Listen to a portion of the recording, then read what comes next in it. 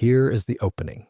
There is a particular kind of comfort in falling asleep to a story you already know by heart, and the tale of the Pines family lends itself to it better than most.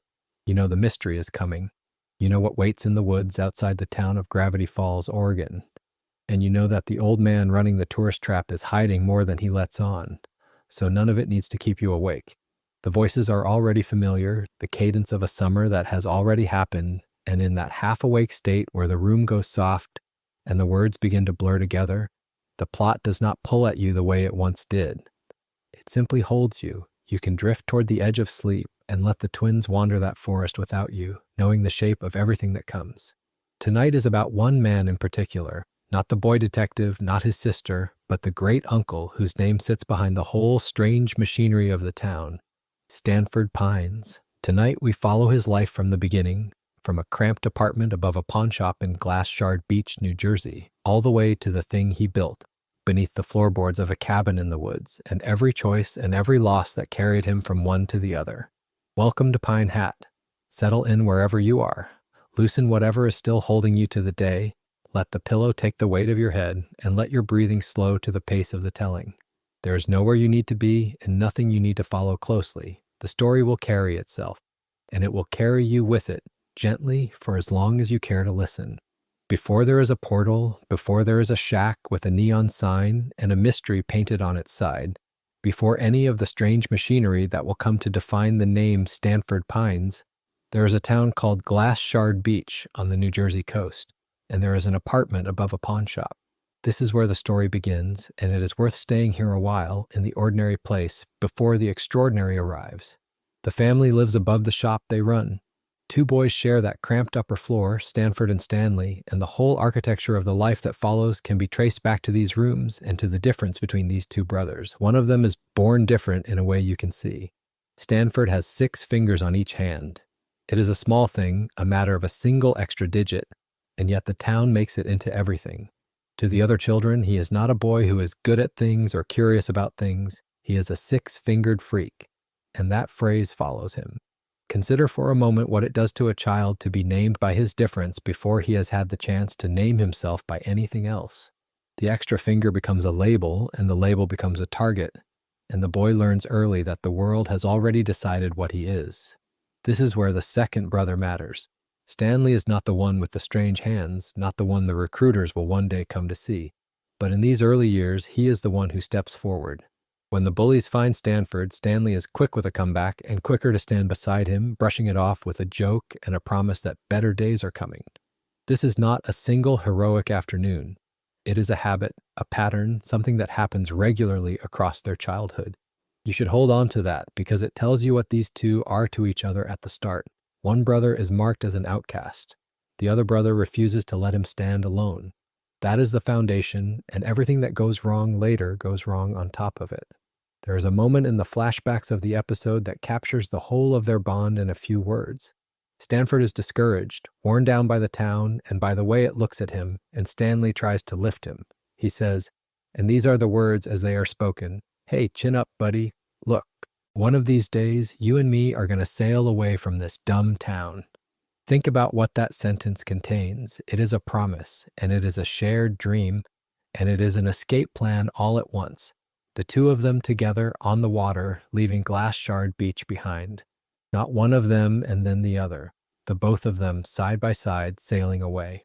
The dream is not Stanford's alone, and it is not Stanley's alone. It belongs to the pair of them, and that is precisely why its collapse will hurt the way it does. Because the 2 brothers, as they grow, are not the same kind of person, and the town has a way of rewarding one kind and discarding the other. Stanford is the mind. By high school, he has built something remarkable, a perpetual motion machine, the sort of object that is not supposed to be possible, and it is good enough that it becomes his way out. An out-of-state college, West Coast Tech, is sending recruiters to look at it. This is the ticket. This is the thing that turns the 6-fingered freak into a genius, that takes the label the town gave him and answers it with a machine the town could never build. For the first time, the difference that made him a target looks like it might make him extraordinary instead. The escape is no longer a promise made to a discouraged boy on a bad afternoon. It is a scheduled visit, a real chance, a date on a calendar. and it is the night before that visit when everything breaks. Stanley, horsing around near the machine with a paddleball toy, knocks into it, and the perpetual motion machine is damaged. Not by malice, or at least that is one reading. When he is confronted, Stanley says he might have accidentally been horsing around, which is the language of a boy who knows he has done something terrible and is trying to make it smaller by making it vague.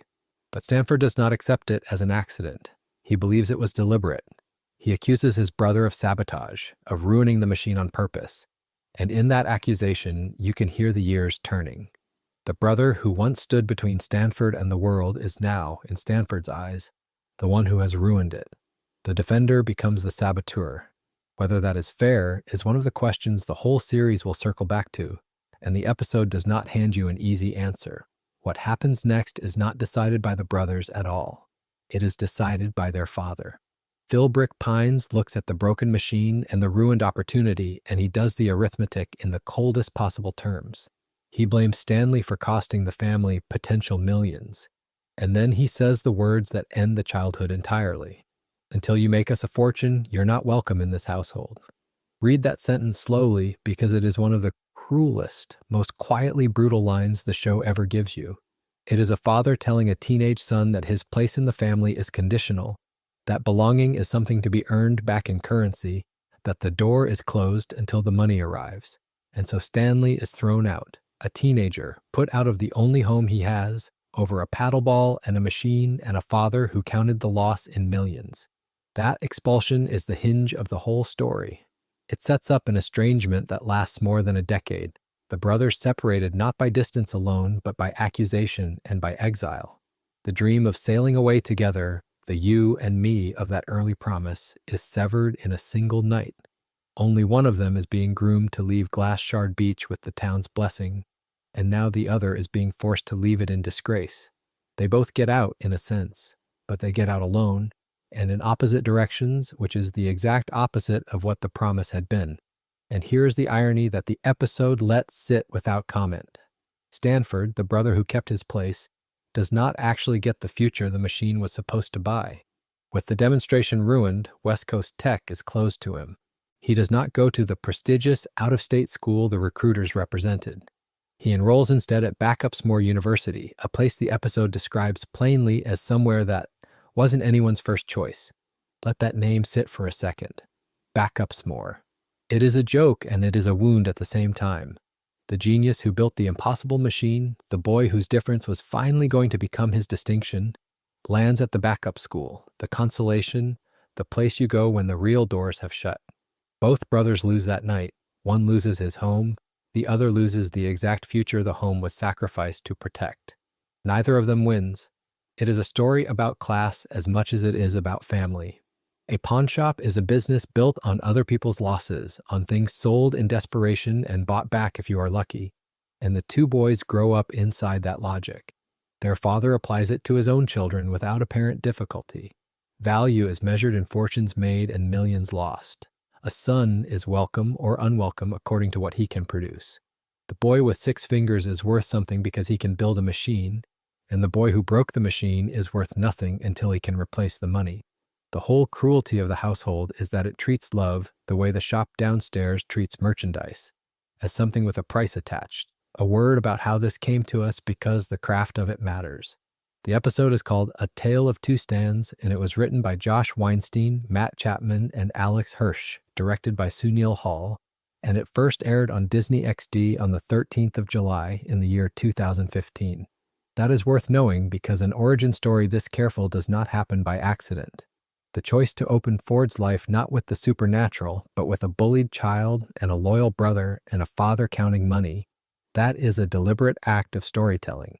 The writers chose to make you understand the wound before they ever showed you the strangeness it would grow into. There is one more detail, and it sits a little apart from the rest, but it belongs here at the beginning of a life story. The brothers share a birthday, the 15th of June.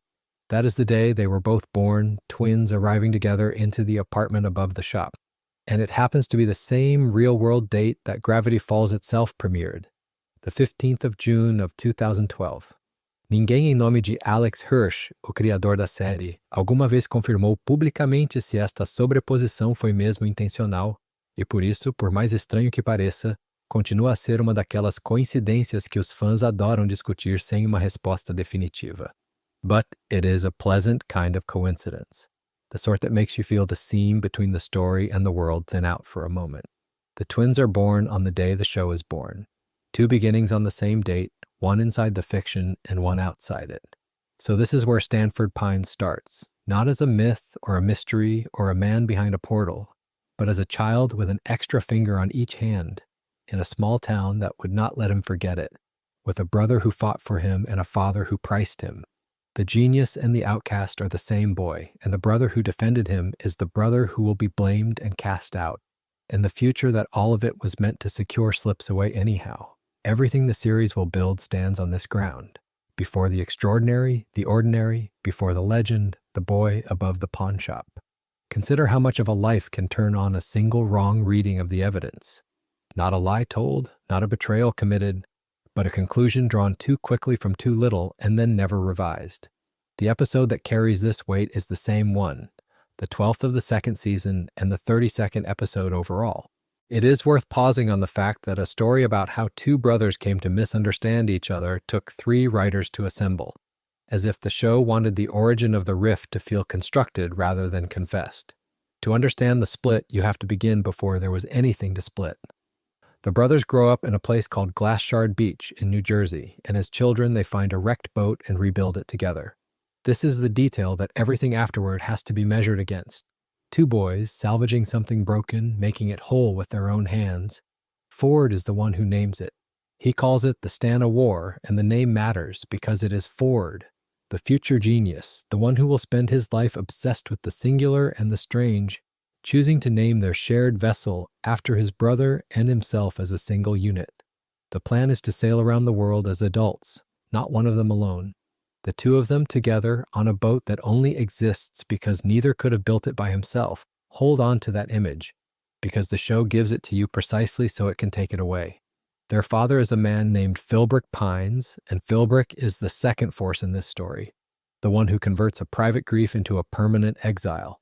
But before the father acts, the machine has to break, and before the machine breaks, Ford has to build it. In high school, Ford constructs a perpetual motion machine as his science fair project. Think about what that object represents inside the logic of his character. A perpetual motion machine is the dream of something that runs forever without cost, a closed system that never runs down, and Ford stakes his future on it. He hopes it will earn him admission to his dream school, a place called West Coast Tech. This is the escape hatch. This is the door out of Glass Shard Beach, out of the shadow of a father who does not seem to value him, into a life defined by his own extraordinary mind. And here the tragedy tightens because the escape hatch is built for one. The night before the West Coast Tech recruiters are due to inspect the machine, Stanley goes alone into the school gym. He is upset. The episode does not hand you a villain here, and that restraint is the whole point. He strikes the display table, and the machine breaks beyond repair. Accidentally. The word the facts insist on is accidentally. There is nothing deliberate in it. A brother who is hurting lashes out at a table, and a fragile invention that was never meant to survive a blow gives way. When the recruiters arrive and find the machine non-functional, they reject Stanford's admission on the spot, with no review and no second chance. The perpetual motion machine, the object that was supposed to run forever, stops the only life it was ever going to launch before it ever leaves the ground. Now comes the moment the entire show is built around, and it is not the breaking. It is the interpretation of the breaking. Ford finds what he takes as a sign that his brother was there, and from that alone he concludes that Stanley sabotaged him on purpose. Consider the smallness of the evidence and the enormity of the verdict. A snack wrapper and nothing more. A bag of peanuts that his brother happened to be eating, and from it Ford constructs an entire theory of intent, a story in which his own twin, the boy who helped him rebuild a boat, deliberately destroyed his one chance at the future. This is the first turning point in Ford's arc, and I would argue it is the most important thing that ever happens to him, more important than any portal or any dimension he later crosses into, because it is the moment he learns to trust his own conclusions more than he trusts the people around him. He is right that the machine is broken. He is wrong about why, and he never checks. The father does not check either. Believing that Stanley intentionally sabotaged Ford's shot at West Coast Tech, Philbrick disowns Stanley and throws him out of the house. The condition he sets is almost unbearable in its coldness. He tells Stanley, in effect, not to return until he has made as much of a fortune as he has cost the family. Notice what that sentence does. It converts a son into a debt. It takes the accident of a broken machine and prices it, assigns it a number, and tells a teenager he is not welcome under his own roof until he has earned that number back. Philbrick does not know the truth any more than Ford does. He acts on the same misreading, and because he holds the power in that house, his misreading becomes a sentence that will last a decade. So the boat that was built for two now carries neither of them anywhere. Stanley is cast out to chase a fortune he does not have. And Ford, the one who was wronged or who believes he was wronged, does not sail either. Having lost his West Coast tech opportunity, Ford lands at Backupsmore University, a school the episode is not shy about ranking beneath his ambitions. The name alone is a small cruelty, a backup to the backup, the place you go when the door you wanted has closed. And here is where I want you to sit with the strangeness of cause and effect, because everything that makes Ford into the figure the rest of the series revolves around begins in this consolation prize. If the machine had survived, if the recruiters had been impressed, Ford goes to West Coast Tech and becomes someone else entirely, someone we never meet. The disappointment is what routes him to Backupsmore, and Backupsmore is where he meets his dorm mate. That dorm mate is Fiddleford McGucket, who becomes Ford's research partner and who later helps him build the interdimensional portal. Let that connection settle for a moment, because the series is doing something subtly devastating with it. The portal, the great machine that will eventually tear a hole in Ford's life a second time and pull his estranged brother back into his story, only exists because Ford went to the lesser school, and he only went to the lesser school because his first machine broke, and his first machine only broke because his brother was hurting in a gym one night, and his brother was only in that gym because of a lifetime of being the lesser twin in their father's eyes. Every catastrophe in Ford's future is threaded back through this one accident and the wrong conclusion he drew from it. The genius who prides himself on seeing what others cannot see is undone, again and again, by the one thing he refused to look at properly. I find it striking that the writers chose to make the founding wound of the whole series a mistake rather than a crime. It would have been easier, and in some ways more satisfying, to make Stanley guilty. A deliberate sabotage gives you a clean villain and a clean grievance, and it would let Ford's 10 years of resentment feel earned. Instead, the story gives you an accident and a misreading, which is a far harder thing to sit with, because it means the decade of estrangement rests on nothing solid. There is no crime to forgive because there was no crime. There is only a broken machine, an empty bag of peanuts, and two men, a father and a son, who decided they already knew what those things meant. This is the quiet argument the episode makes about Ford, and it is why the story of the twins is really, first, the story of one twin's fatal confidence. Ford is the one who names the boat for both of them, and Ford is the one who, years later, cannot extend that same instinct of togetherness to the interpretation of a snack wrapper. The boy who understood that some things can only be built by two hands becomes the man who insists on solving the single most important question of his life alone, in his own head, with the evidence closest to hand and no willingness to ask. There is a version of this chapter that treats it purely as sad, and it is sad, but I want to resist letting it be only that, because the facts do not support a tidy grief. The same misreading that exiles Stanley also sends Ford to Backupsmore, and Backupsmore gives him Fiddleford, and Fiddleford gives him the partnership that defines his working life. Loss and discovery arrive by the same road. The night in the gym breaks the brotherhood and in the same motion assembles the future. You cannot cleanly separate the wound from everything that grew out of it, and the story knows that, which is why it refuses to let you file this away as a simple tragedy. What splits the twins for a decade, then, is not really the machine and not really the peanuts and not even really the father. It is a decision to stop looking. Ford builds a machine designed to run forever, and when it stops, he replaces it with a story about his brother that he will let run for 10 years without ever once checking whether it is true. Consider the hands first, because everything begins there. Stanford Pines, called Ford, is born with an extra finger on each hand, a condition named polydactyly, and in the small world of a child, that difference is not a curiosity, but a mark. Other children notice. They point, they exclude, they turn a body into a reason for cruelty, and Ford grows up understanding that he is looked at before he is known. Think about what that does to a mind. A boy who is stared at learns to look back harder, to observe more closely than the people observing him. And there is a quiet logic in the way a bullied child with extra fingers becomes an adult who spends his life cataloging the strange. The world called him abnormal early. He decided, in his own way, to make the study of abnormality his work. He does not do this alone, at least not at the start. Ford grows up in that same New Jersey beach town alongside his brother Stan, and the two of them are close in the way that siblings raised in the same small place often are, sharing a childhood, a town, a shoreline. This matters for what comes later because the story of Ford's education is a story of ambition, and just as much a story of a bond, and the moment that bond breaks. The episode that finally lays out where Ford came from and how he ended up where he ended up is that same origin story. Hold that in mind. It is a tale of two, and the education of one of them cannot be told without the fracture that separates them. In high school, Ford builds a perpetual motion machine. That phrase itself is worth sitting with for a moment because such a device is, by the ordinary laws of physics, an impossibility, a device meant to run forever without any further input of energy, and the fact that a teenage Ford sets out to build one tells you something about the scale of his mind. He is not aiming small. The machine is not a toy or a school project for its own sake. It is a key, and the lock it is meant to open is admission to West Coast Tech, a prestigious school, the kind of place that could turn a strange boy from a beach town into a serious scientist.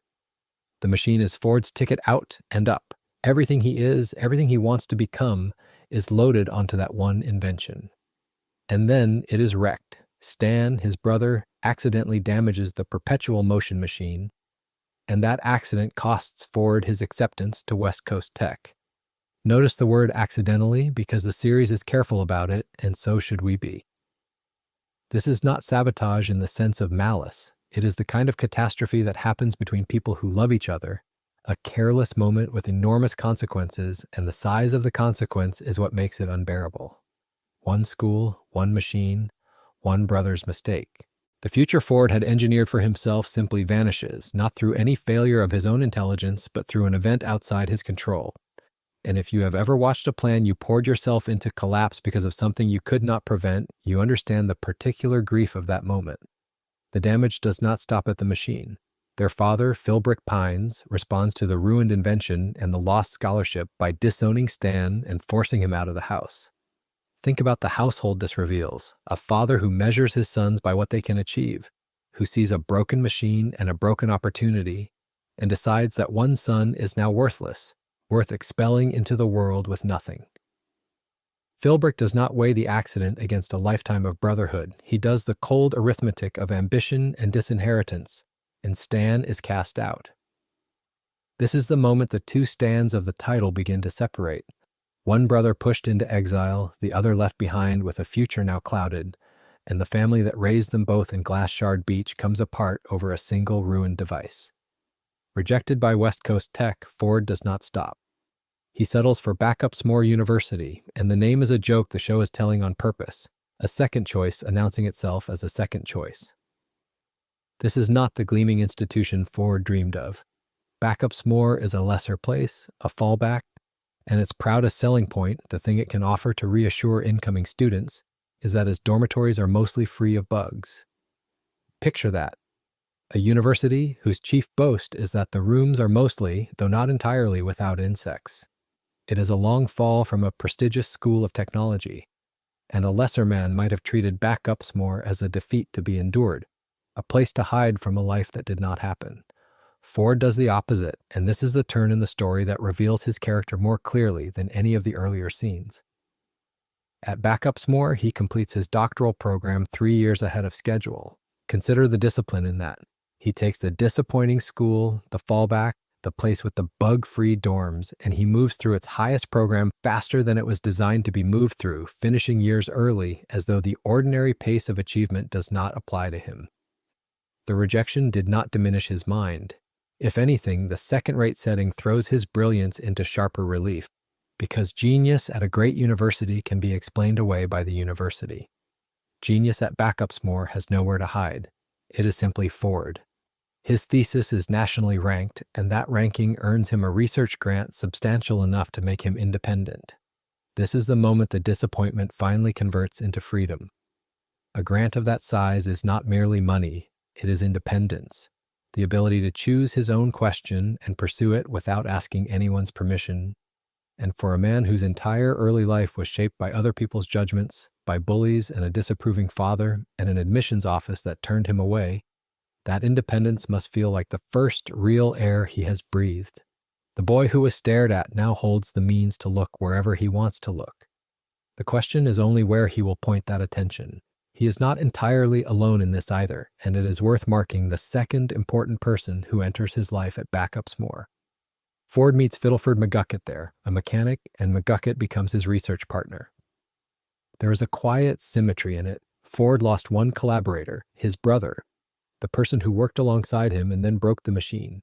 And now at his fallback university, he finds another, a man whose gift is with machines, whose hands can build the things Ford's mind conceives. The partnership is built on skill rather than blood, and for a time it seems to promise everything the earlier bond could not. A collaborator who will help rather than harm, who will construct rather than wreck. That is the shape of hope Ford carries out of Backupsmore. With his independence secured and a partner beside him, Ford turns to the question that will define the rest of his life. He determines that Gravity Falls, Oregon, has the highest concentration of paranormal anomalies in the country, and he chooses it as his research site. Return for a moment to the beginning, to the six-fingered boy who was treated as an anomaly himself. There is something almost inevitable in the grown man seeking out the single place in the country where the anomalous is densest, as though he has spent his whole life being drawn toward the strange and has finally found the location where the strange is concentrated to its highest point. He does not choose Gravity Falls by accident or by whim, he determines it. The word is analytical, deliberate, the language of a scientist narrowing a search until one place remains, and that place is a small town in Oregon where the ordinary rules seem to bend. Ford uses the grant money to build an isolated research lab in the forest outside Gravity Falls. Every element of that sentence is deliberate and worth slowing down for. The money that his brilliance earned becomes a building. The building is a laboratory, a place made for observation and experiment. And its defining quality is isolation, set apart in the forest, away from the town, away from other people, away from the eyes that once tracked him. The bullied boy grows into a man who chooses solitude, who builds his life's work in the trees where no one is watching, and you can read that isolation two ways at once. It is the freedom he always wanted, and it is also a kind of retreat, a scientist, walling himself off with the mysteries he has chosen over the company of people who never quite accepted him.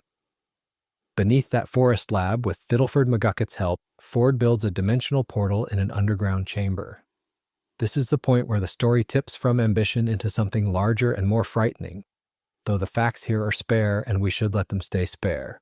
A portal to another dimension built underground beneath a small Oregon town by two men working alone in the woods. The mechanic who could build anything and the scientist who could imagine anything combine their gifts and construct a door meant to open onto somewhere else entirely. Whatever the portal is for, whatever Ford believes it will reveal, it is the largest thing his brilliance has yet produced, and it is hidden in the dark under the earth where the isolation is complete. Alongside the machine, Ford builds a record. He documents his findings on the paranormal phenomena of Gravity Falls across 3 journals. Think about what the number 3 implies without adding anything the facts do not give us. One journal might be a notebook. 3 journals is a body of work, a sustained and expanding investigation, one volume no longer enough to hold everything he is discovering. The strange town keeps yielding, and Ford keeps writing, filling book after book with the anomalies he has come to Gravity Falls to study, building an archive of the impossible with the same discipline that carried him through Backupsmore years ahead of schedule. The journals are the written half of his obsession, the portal the built half, and together they are the whole of what his independence became. Step back now and see the arc entire, because it is a clean and quietly tragic shape. A boy is born with 6 fingers and bullied for them in a New Jersey beach town. He builds a machine to escape into a better future, and his brother accidentally destroys it, and the destruction shatters the family, one son disowned and cast out, the other's dream denied. The denied son goes to his fallback school and, refusing to be diminished, finishes early, earns a nationally ranked thesis, wins the money that finally makes him free. He finds a new partner to replace the brother he lost. And with that freedom and that partnership, he seeks out the strangest place in the country, builds himself an isolated lab in its forest, digs a portal to another dimension beneath it, and records everything he finds across 3 journals. Every step follows from the last, and yet you can feel, watching it, how much is being carried into that forest lab that has nothing to do with science. The loneliness of the 6-fingered child, the wound of the ruined machine, the absence of a brother. Ford brings all of it underground with him into the isolation he chose, into the work he could finally do on his own terms. And the education that began with cruelty and rejection ends with a man alone in the woods, building a door. Consider the shape of a friendship that becomes a wound. Fiddleford McGucket met Stanford Pines at Backupsmore University, 2 clever men at a school that was nobody's first choice, and out of that ordinary meeting came something that would eventually hollow one of them out. Years later, Ford called McGucket to Gravity Falls, Oregon, and the call was not casual. Ford had a vision. He wanted to build a dimensional portal, and he considered that portal the pinnacle of his life's work, the single achievement toward which everything else had been pointing. When a man believes he is building the crowning act of his existence, he needs hands he can trust. And Ford reached for the hands of the one person from his past who might actually understand the mathematics.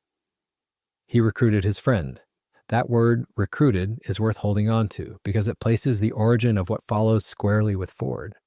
McGucket did not wander into Gravity Falls looking for the strange. He was invited. This chapter is about that invitation and what it cost, and it is deliberately told from Ford's side of the ledger rather than McGucket's. There is a version of this story where McGucket is simply a tragic figure, a brilliant man undone by forces beyond anyone's control. That version is comforting, and it is not quite honest. The more difficult reading, the one worth sitting with in the dark, is that a specific person made specific choices and another person paid for them with his mind. The moment of the injury comes during a test activation of the portal. The machine is not yet finished, not yet understood, and they run it anyway. During that test, McGucket's head is pulled partway through the portal. Think about that image without dramatizing it, because it does not need dramatizing to be frightening. A man is standing beside a device his friend designed, and the device reaches out and takes part of him into somewhere else, and then gives him back. What comes back is not entirely the man who went in. He begins to speak in a backward cipher, sounds that are not language as anyone in the room can hear it, the speech of someone whose mind has been briefly somewhere the human mind was not built to go. The show buries a message in those sounds, and the message is the reason the whole scene matters. His backward cipher line decodes, through an @bash cipher, to 3 words, Bill cipher triangle. He has seen something. Partway through that portal, in the fraction of exposure that Ford's unfinished machine granted him, McGucket looked at the thing that was watching the project from the other side, and he came back naming it. This is the cruelty of his condition. He is not raving, he is reporting. The trauma is not that his mind broke into nonsense. The trauma is that his mind, for one moment, worked perfectly on information it should never have received. Alongside the name comes a warning, and the warning is a whole sentence delivered from inside that same traumatized vision. When gravity falls and the earth becomes the sky, fear the beast with just one eye. Listen to what that is. It is a prophecy of the end of the world, and it arrives in the mouth of the man Ford brought here to turn wrenches. McGucket did not sign up to be an oracle. He signed up to help a friend build a machine. The machine made him one, briefly and against his will, and the knowledge it forced into him is the knowledge that the friend's crowning work is a door with something terrible standing behind it. So McGucket does the same thing, the thing a whole person does when the world shows him its underside. He urges Ford to destroy the portal, not to pause it, not to study it more carefully, but to end it. He has been inside it. He has the standing to say so. And here is the hinge of Ford's culpability, the choice that everything after it hangs from. Ford refuses. He will not abandon the project. Faced with his friend's head having been pulled into another dimension, faced with a decoded name and a decoded prophecy, faced with a direct plea from the one man who has actually touched the other side, Ford chooses the machine over the man. McGucket quits. He walks away from the pinnacle of Ford's life's work because he has understood something Ford will not let himself understand. and the friendship effectively ends there. What makes this the heavier reading is that quitting does not heal him. He leaves the project, but he cannot leave what the project put inside his skull. This is the part where the fallout stops being an event and becomes a life. McGucket builds a device of his own, a memory-erasing gun, and he builds it himself, with his own hands and his own mind, the same mind that was so nearly perfect a moment before the portal reached for it. The gun has one original purpose. He builds it to erase his own memories of what he experienced helping build Ford's portal. Sit with the plainness of that. The most brilliant thing he does after leaving is engineer a way to not remember. His genius, having been used to open a door, is now turned entirely toward closing one inside himself. And it does not stop with him, which is where his story turns from private wound to something almost communal. Gravity Falls, it seems, is full of people who have seen things they cannot carry, and McGucket, sometime after, founds a Society of the Blind Eye to offer them the same relief he built for himself. He becomes, in a sense, the town's mercy. Whatever supernatural trauma a resident is drowning under, McGucket's society will take it away, cleanly, with the gun he made in the aftermath of Ford's refusal. There is something almost tender in that, a man who was hurt by knowledge deciding that no one else should have to keep the knowledge that hurt them. But mercy built on erasure has a cost, and the cost lands first on the man administering it. We learn that cost in the episode name for it. McGucket has used the gun on himself so many times that he has become immune to it. Read that as the physical record of how much he needed to forget. Not once, not carefully, but again and again, so relentlessly that the instrument no longer works on him. The rest of the town can be relieved. He cannot, not anymore. He has spent his own capacity for forgetting, and what is left is a man who erased so much of himself that there is barely a continuous self remaining. The society keeps the erased memories, oddly, rather than destroying them. They are stored as glowing tubes, shot through a pneumatic system into a room called the Hall of the Forgotten. His pain, and everyone else's, sits catalogued in glass in a back room, present but disconnected, remembered by no one who lived it. The undoing of all this arrives from an unexpected direction, and it arrives as children. In that same episode, Dipper and Mabel expose the society and break it up. The machinery of forgetting stops, and once it stops, something begins that had been impossible for years.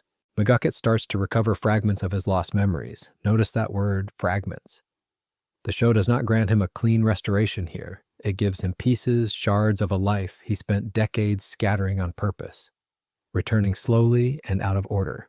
After building an entire institution devoted to not remembering, he begins the long and painful work of remembering, and he does it because two kids who owed him nothing decided the truth was better kept than deleted.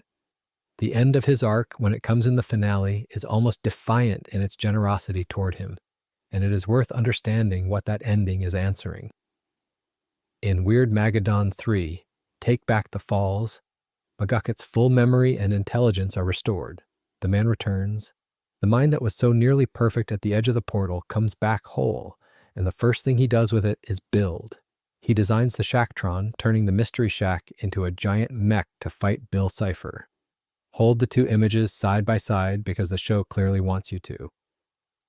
At the beginning, his mind is used to help open the door that lets Bill in. At the end, that same mind, recovered, is used to build the machine that fights Bill directly. The genius that Ford aimed at the portal becomes, in McGucket's own hands, aimed at the thing the portal was always about. He answers the beast with one eye that he named all those years ago, and this time he does it as himself. And then the show does something quiet and almost stubborn. In the epilogue, McGucket has patented his inventions, become a millionaire, and bought the Northwest Manor. The man who was pulled partway into another dimension, who built a gun to forget it, who erased himself past the point of being erasable, ends up wealthy, restored, and living in the grandest house in town. It would be easy to read that as the episode simply being kind, tying a bow on a hard story. The more interesting reading, and the one that fits the culpability theme of this chapter, is that his recovery is measured against what was taken. He does not merely survive Ford's choice. He outlives its consequences, reclaims the mind that choice nearly cost him, and turns that mind toward the exact enemy the choice was going to unleash. Which returns us at the end to Ford, because his name has been the shadow over every part of this. McGucket recovered. That is true, and it is a mercy. But recovery does not retroactively make the choice a good one. Ford was warned by the person best placed to warn him. He was given a decoded name, a decoded prophecy, and a direct plea to destroy the machine. And he weighed all of that against the pinnacle of his life's work and chose the work. Everything that happened to McGucket after, the self-built gun, the society, the immunity, the decades of scattered forgetting, follows from that single refusal. The finale lets McGucket climb out of the pit. It does not fill the pit back in, and it does not pretend someone else dug it. When you watch his story a second time, knowing where it ends, the thing that lingers is not his collapse. It is the moment a friend looked at that collapse beginning and decided the portal was worth it anyway. He arrives in the beginning as a gift. That is the detail worth sitting with before anything else, because it explains why a brilliant man walked so far into the dark and called it progress. When Bill Cipher first appears to Stanford Pines, he does not appear as a threat. He appears as a muse, wearing the oldest and most flattering mask there is, the mask of inspiration, the voice that whispers to the lonely genius that his work matters, that his mind is special, that someone at last has seen what he is capable of. Ford, who had spent a lifetime being told his gifts were strange rather than valuable, was exactly the kind of man such a mask was built for. Understand what a muse offers, and you understand the shape of the trap. A muse does not command. A muse does not threaten or bargain in the open. A muse arrives with ideas and lets you believe the ideas are yours, or at least that you are worthy of receiving them. Under the guise of being his muse, Bill guides Ford toward the blueprints for an interdimensional portal, and Ford builds it in a lab beneath his own house. Think about the intimacy of that arrangement. The machine is not in a distant facility funded by strangers. It is under his floorboards, under the place where he sleeps, a secret cathedral to a partnership he cannot yet see the true nature of. The journal remembers Bill by that name and no other. In the pages Ford writes before the discovery, before the fall, he refers to Bill directly as his muse, capital letter and all, the word carrying no irony because none has arrived yet. That is what makes those early entries so difficult to read once you know what comes after. A man is documenting his own manipulation in real time and thanking his manipulator for the privilege. Series creator Alex Hirsch has spoken about Ford's arc in similar terms, describing his relationship with his muse as complex and, by most accounts, deeply troubled. Complex is the right word.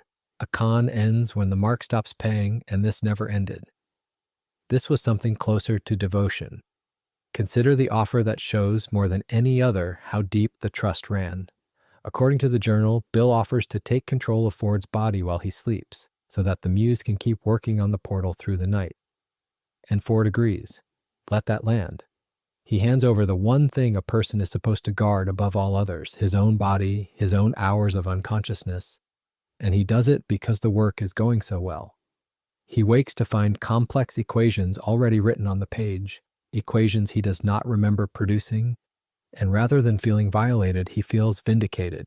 The journal records that he believed his muse had been, in the phrase Ford uses, true to his word.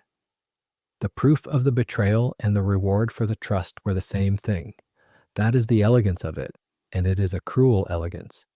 There is a page in Journal 3 that seems to know all of this before Ford does. It is titled, "My Muse Was a Monster," and it is the closest the physical object comes to screaming. Under ordinary light, it is one thing. Under black light, it becomes another, drawn eyes glowing across the paper, and hidden in scrambled text, the words rise up out of the design. Help me. Trust no one. It's all over. Please. Read those 4 fragments in order, and you have the entire emotional collapse of a man compressed into a handful of syllables he could only bear to write where the naked eye would not find them. The journal, so proud and so meticulous everywhere else, here becomes a hiding place for a plea. That is what the muse did to the confidence of the smartest person Ford ever knew. He did not build the machine alone. He brought in a friend, and the friend is the reason the truth ever came out at all. Ford recruits Fiddleford McGucket, a mechanic he had met years earlier at Backupsmore University, to help him assemble the portal.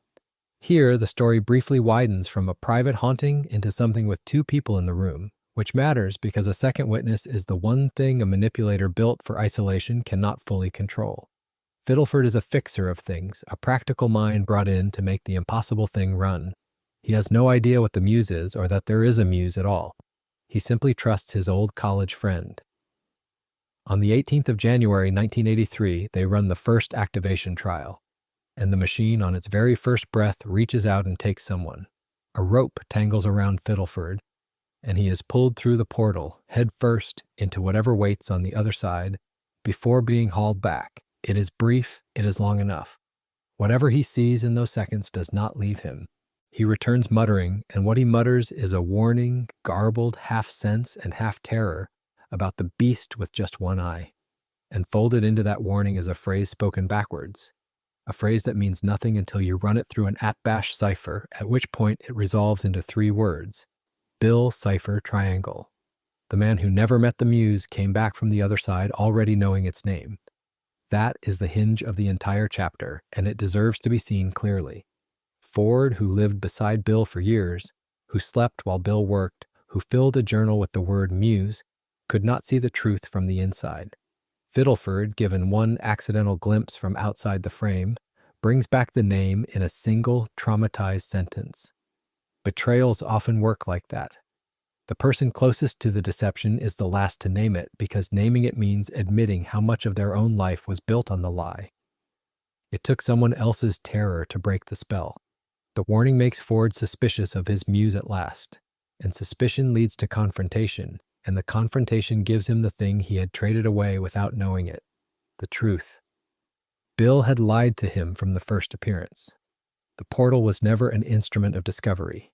It was a door. It was meant to open a passage that would let Bill bring destruction into their dimension, to carry ruin across the threshold Ford had spent years, and friendships, and his own sleeping body helping to build. Every equation, every blueprint, every night surrendered had been aimed at this. The Muse was the mask, and behind the mask was an intention with no place in it for Ford at all. Hirsch has been blunt about exactly how little Ford meant to the thing that called itself his inspiration. Speaking of a moment later in the saga, he said that if Ford had given Bill the equation to shut down the barrier that protected the town, Bill would have incinerated Ford on the spot. Not spared him, not thanked him, incinerated him the instant his usefulness ended. By some accounts, Hirsch has described Bill as something like a psychopath who takes what he can get, someone who sees people as toys. Hold that description next to the word Muse and feel the distance between them. Ford believed he was the chosen collaborator of a higher mind. He was a toy that had not yet been finished playing with. The affection ran entirely in one direction, and it was never affection at all, only appetite wearing the costume of interest. The damage did not stay with Ford. Fiddleford, who had only wanted to help a friend, could not carry what he had learned. Guilt over building the portal, over the part his hands had played in opening that door, drove him to invent a machine of his own, a gun that erases memory. He built it so that he could forget his own involvement, forget what he had seen, forget the beast with one eye. And then he used it on himself, again and again, because the thing he was trying to forget kept being there to forget. Overuse hollowed him out. Over time, the man who had studied at Backupsmore, the mechanic sharp enough to make a portal run, became senile, wandering, unrecognizable, the figure the town would later know only as Old Man McGucket. That is what proximity to Bill cost the one honest bystander in the story, not incineration, a slower erasure, self-inflicted, because the truth was unbearable and forgetting was the only tool he had. So the chapter closes on a strange and quiet symmetry, and it is worth holding still to see it. Two men are undone by the same machine in opposite directions. Ford is undone by remembering too much, by a partnership he cannot unsee, a name he cannot unlearn, a journal he must fill with hidden pleas, because the knowledge has nowhere else to go.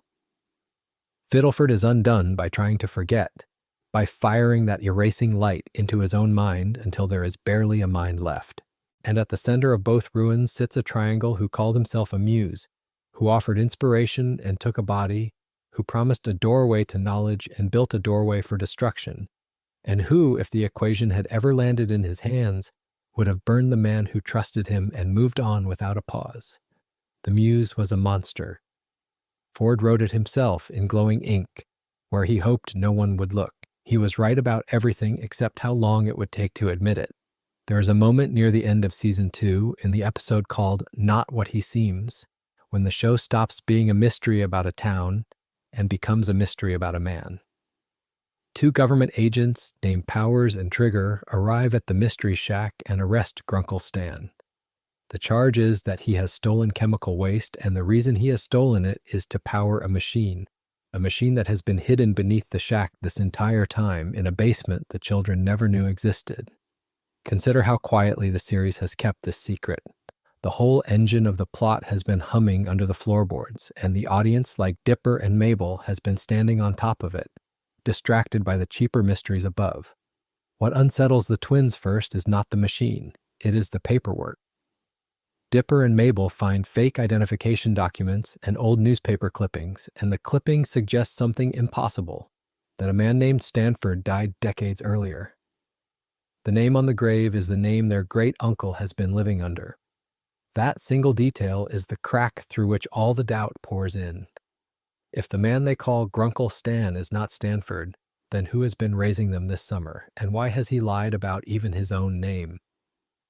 The show lets the children ask this question in real time, and it does not rush to answer it.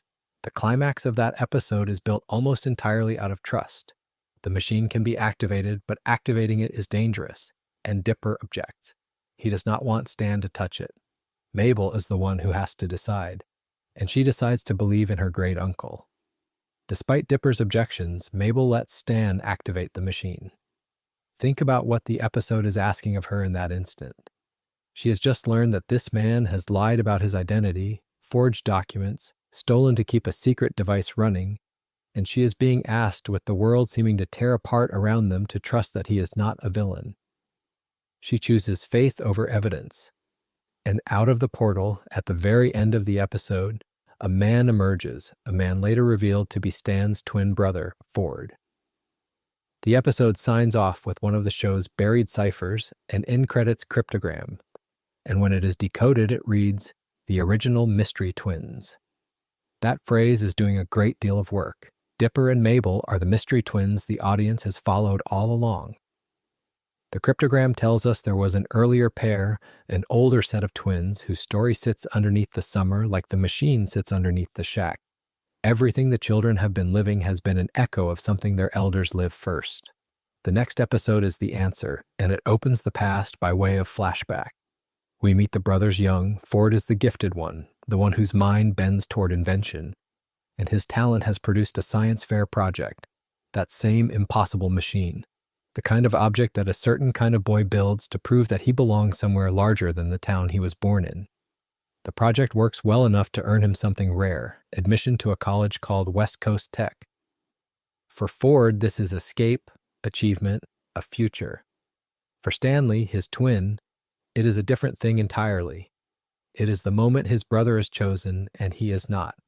What happens next is small and it is enormous. Stanley, frustrated, slams his fist down on Ford's project and damages it. There is no grand villainy in the gesture, only the ordinary, terrible resentment of a brother who feels left behind, expressed with a single blow. But the consequences do not stay small. When the West Coast Tech admissions team sees the broken machine, they revoke Ford's admission. The future is withdrawn, and the boy's father, holding Stanley responsible for ruining his brother's chance, throws Stan out of the house. One damaged science project, and two lives fork away from each other. Ford loses his place at the college, Stanley loses his home. Neither of them fully recovers from that morning, and the show is careful to let us see that the wound belongs to both of them, not one. Years pass inside that same episode, and the brothers become men, and eventually adult Stan comes to visit Ford at his lab, the lab that holds the portal. What Ford wants from this reunion is, on its surface, generous. He tells his brother that he wants Stan to have his research journal. But between these two men, nothing is simple, and the old resentment has not healed. It has only aged. Stan does not receive the journal as a gift. He threatens to get rid of it, and a physical struggle breaks out between the brothers over the book. Grown men wrestling over a journal in a basement beneath a machine that neither of them fully controls. The show gives us their words here, and they are worth quoting exactly because the whole tragedy is compressed into 2 lines. Stan shouts, "You ruined my life." Ford retorts, "You ruined your own life." Both of them are partly right, and that is what makes the exchange so hard to listen to. Stan is thinking of the morning he was thrown out of the house, the future that closed to him when his brother's future closed. Ford is thinking of every choice Stan made afterward, all the years that were his own to steer. Neither accusation is a lie, neither is the whole truth. They are two men blaming each other for the same original fracture, each holding one half of it and refusing the other half. And while they fight, the machine wakes. During the struggle, the portal accidentally activates. This is the pivot the entire series has been built around, and notice that it is an accident. No one decides to send Ford away. There is no dramatic sacrifice, no considered choice. Two brothers are arguing over a book, and a device none of them meant to switch on begins to pull. Ford is dragged toward the portal, and as he is pulled, he calls out to his brother. He cries, "Stanley, help me," and then, "Stanley, do something."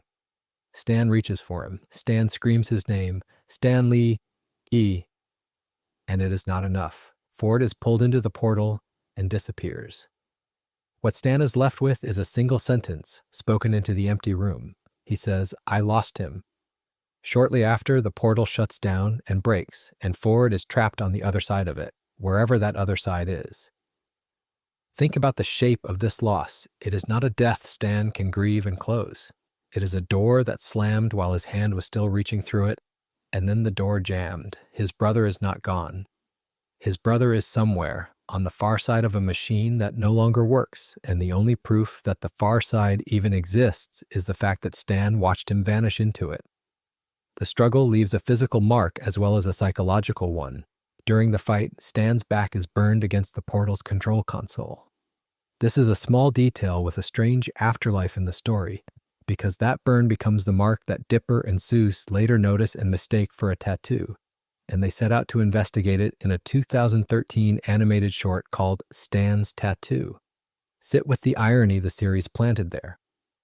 Long before the audience knew any of this history, the show handed us a comic little mystery about a mark on Stan's back, and treated it as a joke, an excuse for the boys to snoop. The mark was never a tattoo. It was the scar of the worst night of his life, pressed into his skin by the same console that took his brother. It hid its deepest grief inside its lightest short, and only later let us understand what we had been laughing near. Everything Stan does for the next 3 decades grows out of that night. Plagued by guilt, he spends the next 30 years trying to reactivate the portal to get Ford back. That is the real project of his life, the one under the floor. He achieves it only after tracking down the other 2 research journals, the companion volumes to the one they fought over, because the machine cannot be restarted without all 3. Every mystery dipper chases through his own summer, every hidden book and coded page sits inside this longer search that Stan has been conducting silently for years, alone, without telling anyone why. And here the 2 episodes fold back into one another. To fund that search and simply to keep going, Stan fakes his own death, assumes Ford's identity, and turns the family's house into the Mystery Shack tourist trap. This is why the newspaper clippings say Stanford died decades earlier. This is why the man raising Dipper and Mabel wears a name that is not his own. The lie the children uncovered in Not What He Seems is not the lie of a con man protecting a scam. It is the disguise of a brother who has spent 30 years pretending to be the man he lost, partly to hide, partly to fund the impossible machine, and partly, one suspects, because wearing Ford's name kept Ford present in some small way while Stan worked to bring the real one home. Consider how completely this reframes the tourist trap itself. The Mystery Shack, with its fake exhibits and its cheap wonders, has always looked like the least serious thing in the show, a joke about roadside attractions and gullible visitors. But it is a machine for money, and the money has a purpose, and the purpose is buried beneath the building. Every overpriced ticket Stan sells to a passing tourist is, in the end, a small payment toward the reactivation of the portal. The whole silly enterprise is grief wearing a costume. The man in the fez is running a scam to build a rescue. And so the arrest that opens Not What He Seems, the agent's powers and trigger, the stolen chemical waste, the machine in the basement, all of it resolves into a single, patient act of devotion that the show waited 2 seasons to explain. Mabel's decision to trust him, made in ignorance, turns out to be correct for reasons she could not have known. The man who steps out of the portal is the brother Stan has been chasing across 30 years, since the night they fought over a journal and the door closed with Ford on the wrong side of it. The cryptogram promised us the original mystery twins. What it delivered was the story of how one twin lost the other and refused for 3 decades to accept that the loss was final. For 30 years, the story we are told about Stanford Pines is mostly absence. He is the man behind the portal, the brother who vanished, the reason the plot exists. When the flashback episode finally shows us how it happens in a matter of seconds. A fight between twins, a shove, and Ford is knocked backwards through his own newly activated interdimensional portal, the machine he built, stranding him in the multiverse for what will be the next 30 years. That is the version most people remember. What almost nobody outside the fandom knows is that those 30 years are not empty. They were written down, not in the series, but in a book, and the book is where the real endurance lives. The book is Journal 3, and to understand this chapter, you have to understand what that object actually is. It was written by the series creator, Alex Hirsch, together with the supervising producer, Rob Renzetti, and illustrated by Andy Gonsalves and Stephanie Ramirez. Disney Press published it as a hefty hardcover in the summer of 2016, not long after the finale aired. It became a New York Times bestseller that August, and it stayed on the list for a remarkably long stretch afterward. Think about what that means for a moment. A prop from a children's cartoon, reproduced page for page, sold well enough and long enough to sit beside literary fiction and political memoirs. People did not buy it to decorate a shelf. They bought it because it is the missing 30 years, and the 30 years are harrowing. The first thing the journal records about the other side of the portal is not wonder. It is an attack. Ford writes of being assaulted in a two-dimensional world, a flat place, before he arrives somewhere he can breathe. Sit with the strangeness of that. A man falls out of his own machine and lands in a universe with no depth at all, a world of pure surface, and the inhabitants of that surface try to harm him. There is no time to marvel at the physics of it. He survives and he moves on, and the moving on becomes the pattern that governs the rest of his exile. Nowhere lets him stay. He falls, he is threatened, he escapes, he falls again. And then, mercifully, a reprieve. He arrives in a dimension he numbers 52, and he describes it in his own hand as strangely pleasant.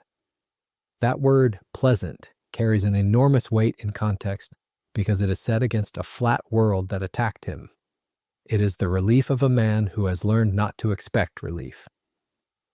In Dimension 52, he climbs to a mountaintop shrine, and there he meets a being called the Oracle, a 7-eyed figure in a hood who speaks in prophecy. She tells him about the past of Bill Cipher, the very entity who deceived Ford into building the portal in the first place. And she gives him a gift that does not feel like a gift at the time, a metal plate, a plate that is then surgically implanted into his head. Consider what kind of faith that requires. A stranger on a mountain in an alien dimension hands you a piece of metal and tells you it must go inside your skull, and you allow it. Ford allows it. The journal treats this as one more entry among many, but it is one of the weightiest decisions he ever makes, and he does not learn why until decades later. That plate is what makes him immune to Bill Cipher's memory-erasing gun.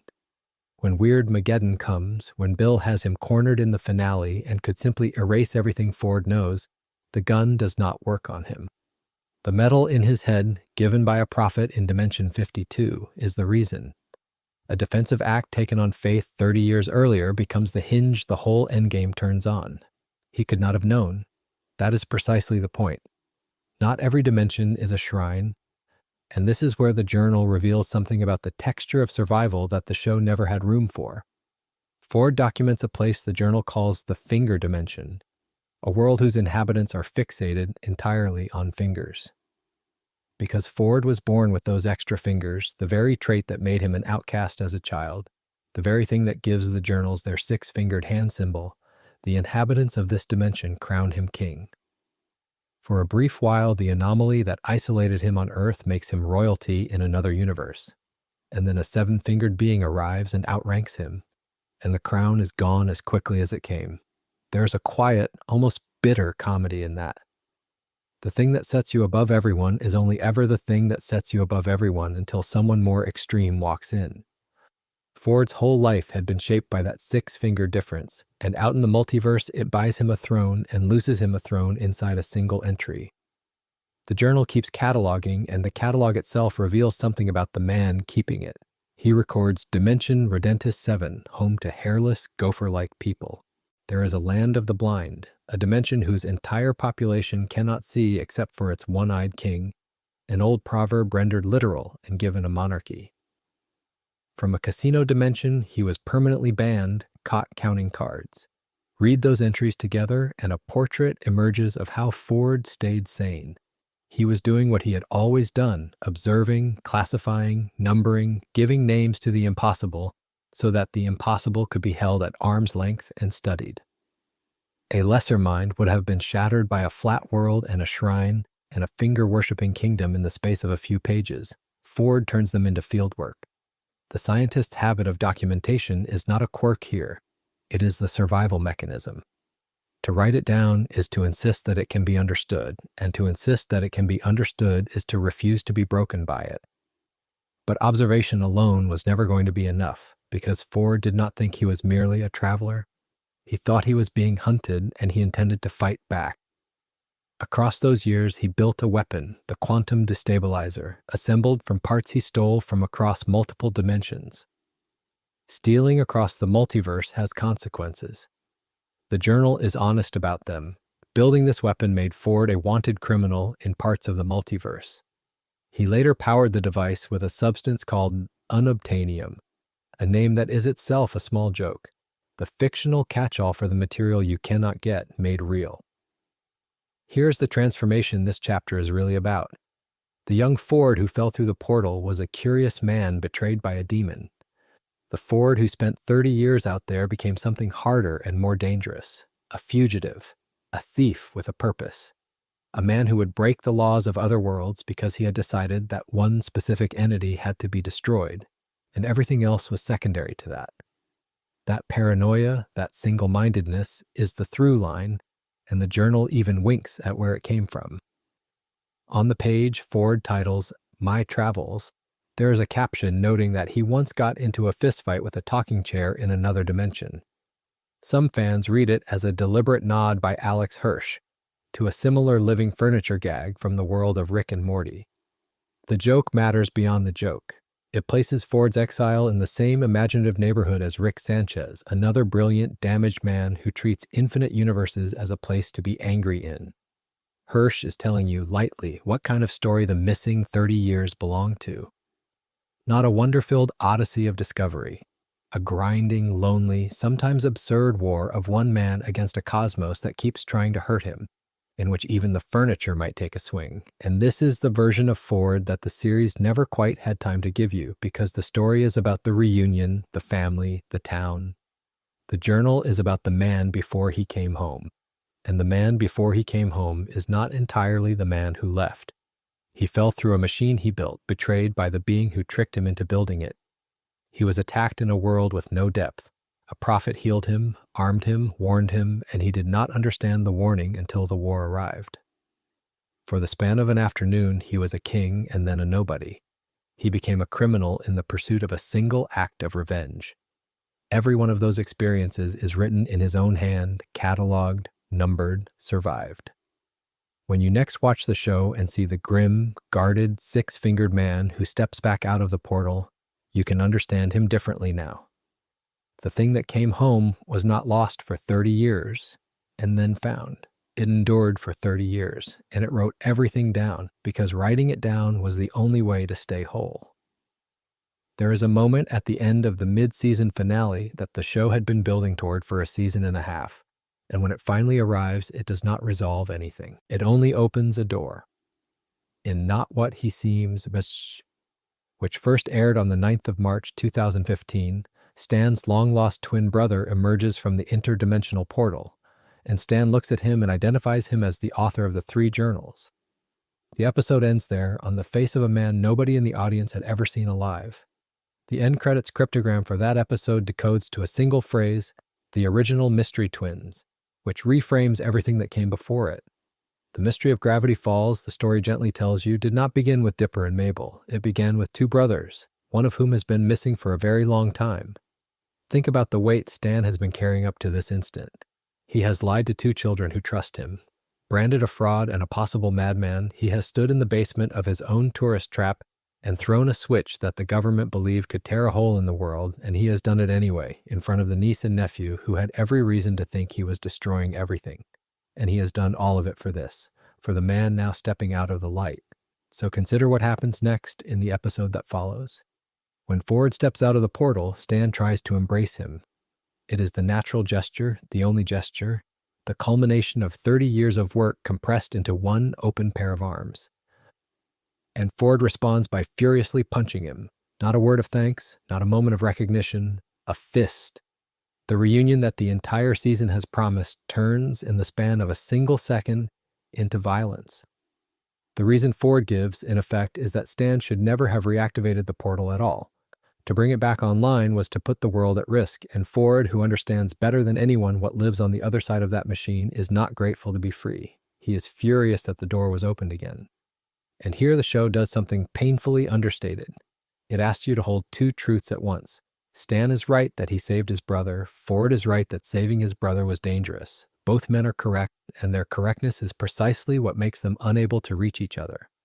To understand the punch, you have to understand a punch that came before it. The same episode gives us a flashback years earlier to an argument between the two young men. In that argument, a bitter Stanley strikes Stanford, and the blow knocks Stanford backward into the active portal, which then breaks. That is the original wound. That is the accident that sent Ford into the space between worlds and left Stan alone with the machine and the guilt. And so when Ford steps out and immediately hits his brother, the gesture is not only anger, it is symmetry. A punch sent Ford into the portal. A punch greets him coming out. The show is showing you a cycle that has not been broken by 30 years of separation. It has only been paused. And what did Stan do with those 30 years? He spent them trying to repair and reactivate the portal, out of guilt over accidentally sending his brother into it. This is the fact that gives the whole reunion its terrible shape. Stan is not a man chasing power or knowledge. He is a man trying to undo the worst thing he ever did. Every lie he told, every year he spent underground with a machine he did not fully understand, every risk he took with the safety of the world was penance. He was not building a weapon, he was building an apology. And the apology, when it is finally delivered in the form of his living brother, is answered with a fist. There is a smaller moment in the same episode that tells you a great deal about the man Ford has become, or perhaps always was. In a flashback, Ford uses a memory erasing device to wipe the memories of two government agents, Powers and Trigger, posing as an official in order to send them away from the case. It is a cold, competent act. He does not persuade the agents or evade them. He simply reaches into their minds and removes what he does not want them to keep. Set that beside the way he treats his brother, and a pattern emerges. This is a man who manages people the way he manages problems, by control, by erasure, by keeping the dangerous thing safely contained. The warmth that Stan offers is, to Ford, just another variable to be handled. What follows the reunion is not reconciliation.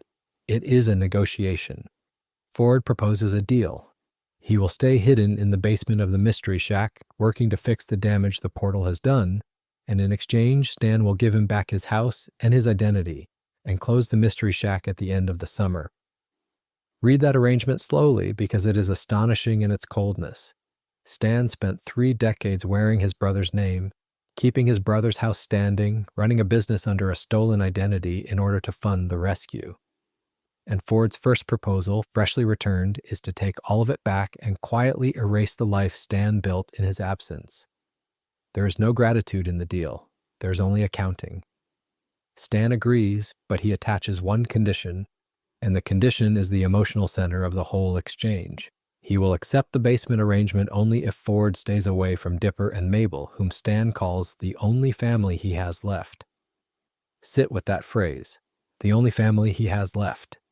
He says it to the brother he has just spent 30 years trying to bring home. In the moment of reunion, Stan is already grieving.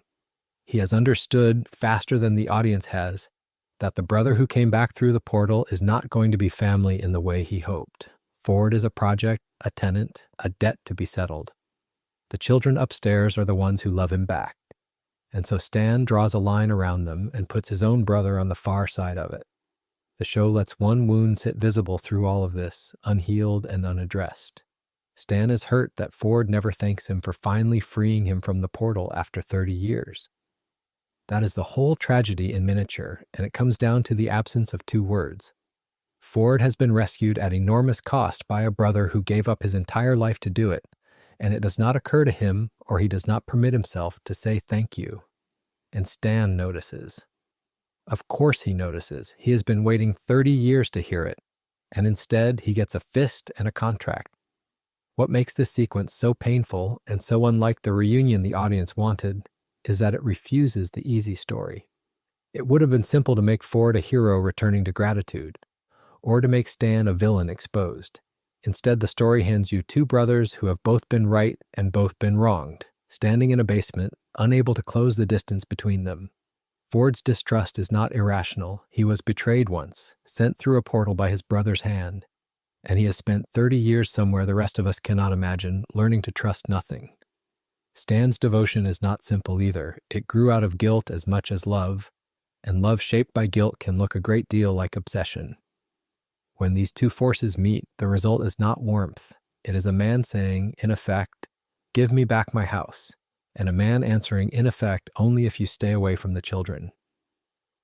And so the reunion that the better part of 2 seasons had been building toward ends not with an embrace but with a boundary, drawn in a basement between two brothers who loved each other once and can no longer find the way back. The portal is closed, the author is home, and the distance between Stan and Ford, the twin brothers who were once inseparable, is wider now than it was when one of them was lost in another dimension entirely. There is a cruelty in the name Bill Cipher uses for Stanford Pines, and the cruelty is that it is almost affectionate.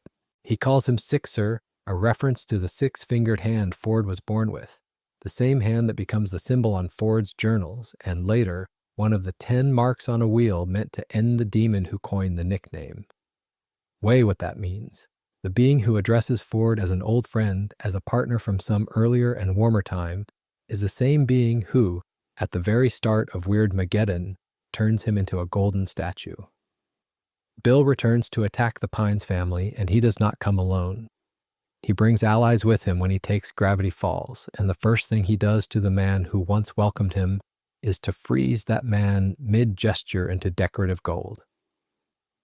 The mind that opened the door is silenced before the story of the fight even begins. That is the situation Ford is placed inside for most of the Apocalypse arc. He is the one who understands Bill better than anyone alive, and he spends a great deal of the crisis unable to act, held as a trophy, a warning, a piece of gilded furniture in the throne room of the thing he studied for 30 years. The tactician is benched. The man who knows the enemy's shape is turned into an ornament shaped like surrender. And this, in a strange way, is the truest expression of Ford's role in the story, because his leadership in the fight against Bill is not primarily a matter of what he does with his hands. It is a matter of what he knows and of the plan he has carried in his head for so long that he trusts it more than he trusts the people it depends on. The plan is the Zodiac. On the Bill Cipher wheel, there are 10 symbols, and each one stands for a person. The 6-fingered hand is Ford.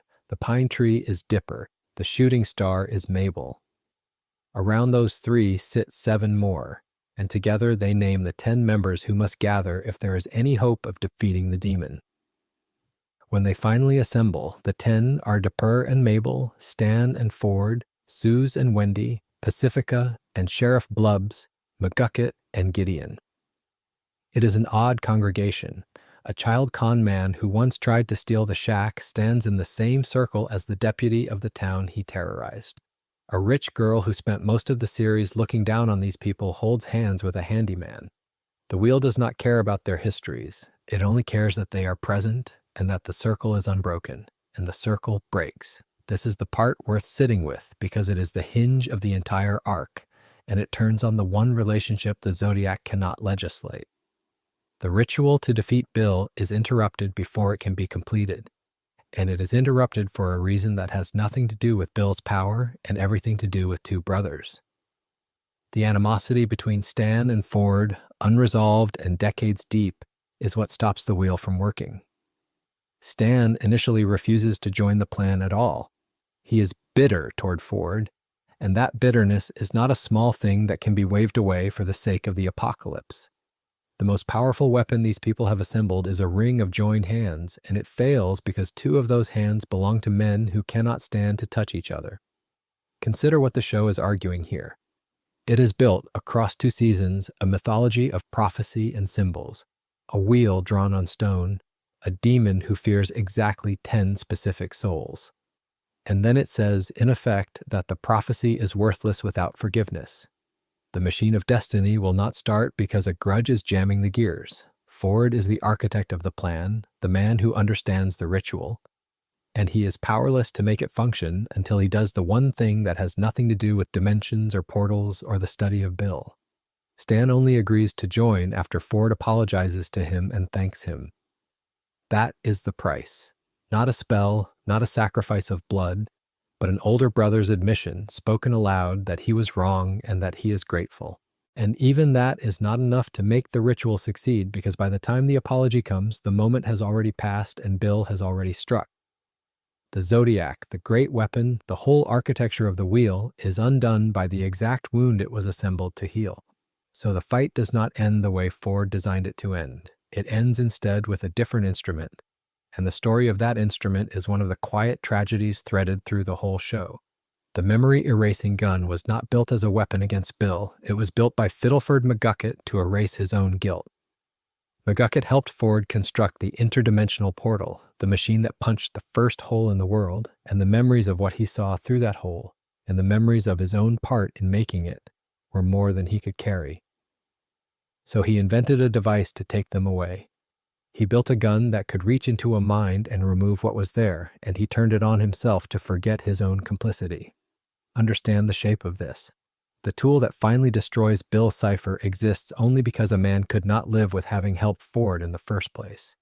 The demon is defeated by the residue of Ford's greatest mistake, by the guilt of the friend Ford's ambition ruined. And that guilt has a long, sad history of its own. McGucket used the memory gun on himself so often that it left him senile, hollowed out, wandering the town as a figure of ridicule.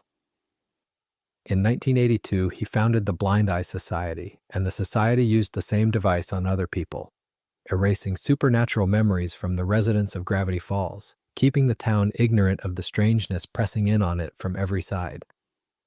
The gun that will one day erase Bill spent years erasing ordinary townspeople, sanding down their encounters with the weird, protecting them by making them forget. It is a device defined entirely by loss. Every time it has been fired before the finale, it has taken something away and given nothing back. That is the object that ends the apocalypse. The endgame itself belongs to the twins, and Ford's role in it is the most painful decision the character makes. Cornered, out of options, Stan and Ford do the oldest trick they know. They swap clothes, they impersonate each other's voices. The point of the deception is to make Bill enter the wrong twin's mind, because Bill has grown careless and confident and cannot tell them apart when they choose to blur the line between them. And it works. Bill goes into the mind he thinks belongs to Ford, the mind he wants, the mind of the scholar who can give him the equation to spread his weirdness across the globe. But it is Stan's mind. Bill is inside the wrong brother. Then Ford writes a name. He writes Stanley Pines, and he fires the memory gun at his own twin. He wipes Stan's mind rather than his own. This is the choice, and it is worth slowing down for, because it inverts everything the earlier chapters have shown us about Ford. For most of the series, Ford has protected his own mind above all else.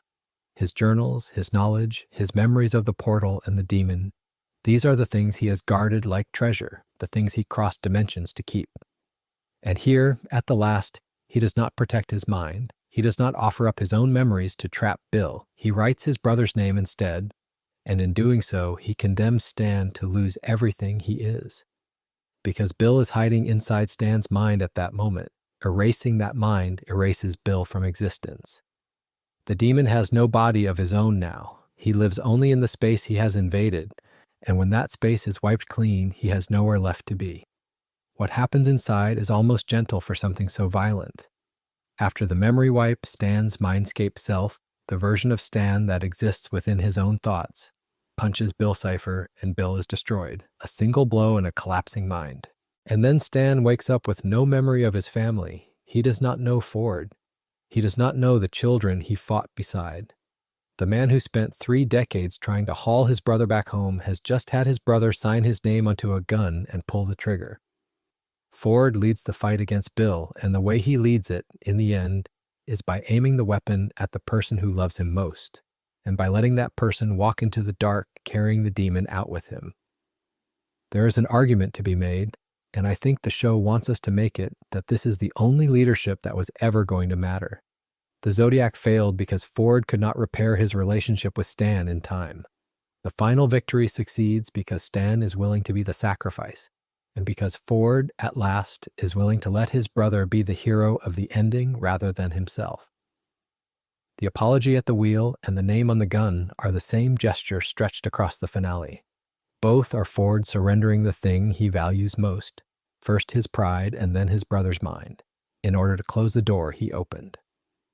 While all of this unfolds between the twins, the town does something Ford never planned for and could not have planned for, because it does not come from a wheel or a prophecy or a journal. The survivors of Gravity Falls build a machine of their own. They take the Mystery Shack itself and turn it into a giant robot in order to breach Bill's fortress and rescue the captives held inside. They use the totem pole as a cannon. They bolt on a preserved Tyrannosaurus Rex as one arm.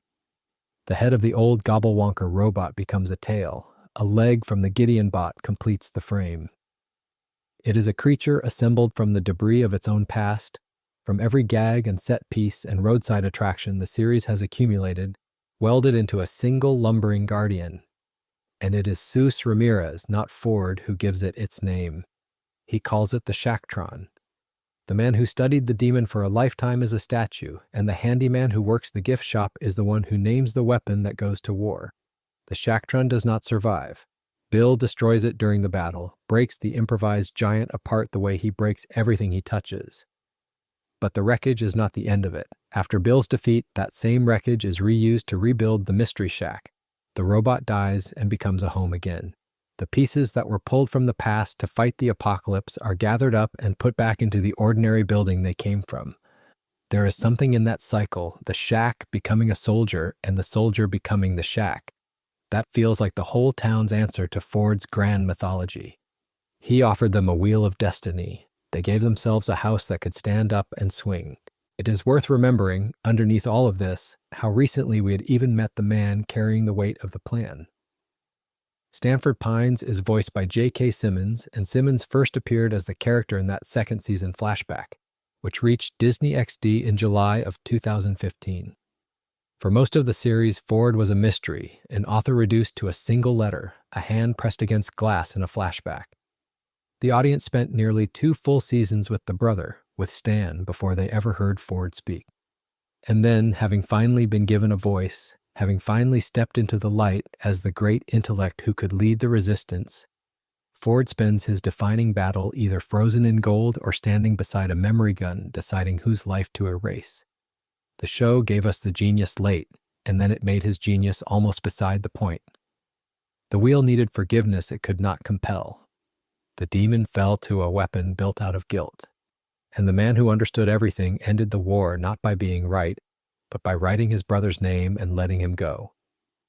There is a particular kind of helplessness that only a person of enormous intelligence can feel, and it is the helplessness of watching a plan work and understanding, too late, that the plan was never really yours.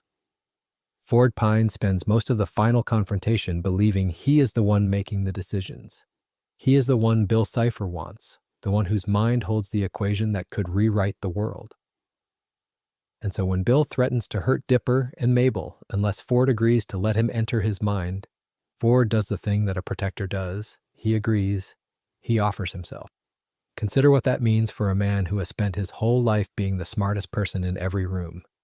To surrender his own mind willingly, to open the door and invite the destroyer in because the alternative is watching 2 children he loves come to harm.